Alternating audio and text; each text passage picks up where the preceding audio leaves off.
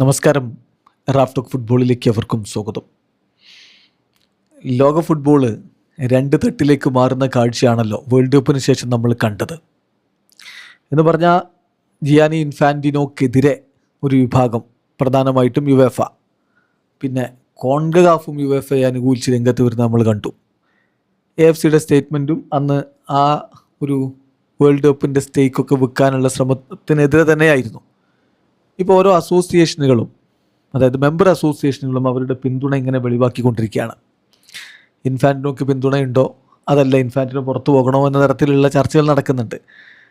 അപ്പോൾ നമ്മൾ നോക്കുകയാണ് ഏതൊക്കെ അസോസിയേഷനുകളാണ് ഇപ്പോൾ ഇൻഫാൻറ്റിനോക്ക് അനുകൂലമായിട്ട് നിലപാടെടുത്തിരിക്കുന്നത്. ഒന്ന് തീർച്ചയായിട്ടും അർജൻറ്റീന. നമ്മൾ ഇന്നലെ തന്നെ ആ വീഡിയോ ചെയ്തിട്ടായിരുന്നു. AFA വലിയ സ്റ്റേറ്റ്മെൻറ്റൊക്കെ ഇറക്കി, നിങ്ങൾ വളരെ വലിയ സംഭവമാണ്, നിങ്ങളാണ് ഫുട്ബോളിനെ ഈ രൂപത്തിൽ മുന്നോട്ട് കൊണ്ടുപോകുന്നത്, നിങ്ങൾ തന്നെ തുടരണം എന്നൊക്കെ പറഞ്ഞിട്ട് AFAയുടെ സ്റ്റേറ്റ്മെൻറ്റ് ഉണ്ടായിരുന്നല്ലോ, നമ്മൾ ഇന്നലെ വീഡിയോ ചെയ്തിട്ടുണ്ട്.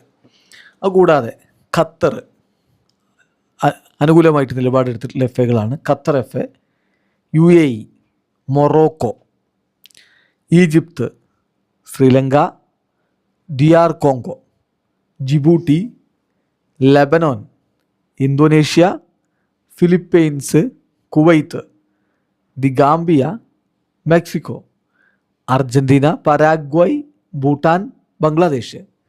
ഈ ടീമുകളാണ് ഇപ്പോൾ പരസ്യമായി പിന്തുണ പ്രഖ്യാപിച്ചിട്ടുള്ളത്.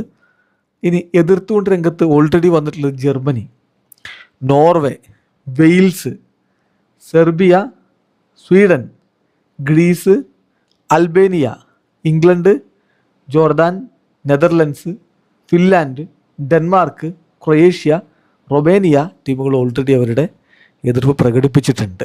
ഇനി വീണ്ടും യൂറോപ്പിൽ നിന്നുള്ള പല ടീമുകളും ഒരുമിച്ച് എതിർപ്പ് പ്രകടിപ്പിക്കുന്ന കാര്യം ഉറപ്പാണ്. കാരണം അത് യുവേഫ തന്നെ ഒഫീഷ്യലി സ്റ്റേറ്റ്മെൻറ്റ് ഇറക്കിയിരുന്നു, ഞങ്ങളുടെ 51 മെമ്പർമാരും ഇതിനെതിരാണ് എന്നുള്ളത്. എന്തായാലും കാത്തിരുന്ന് കാണാം ഏത് രൂപത്തിലേക്ക് ഈ ഒരു ഡിവിഷൻ മാറുമെന്ന്. വീഡിയോ അവസാനിക്കുന്ന ഫുട്ബോൾ ലോകത്ത് കൂടുതൽ വിശേഷങ്ങളുമായി റാഫ്റ്റോക്സ് വീഡിയോ.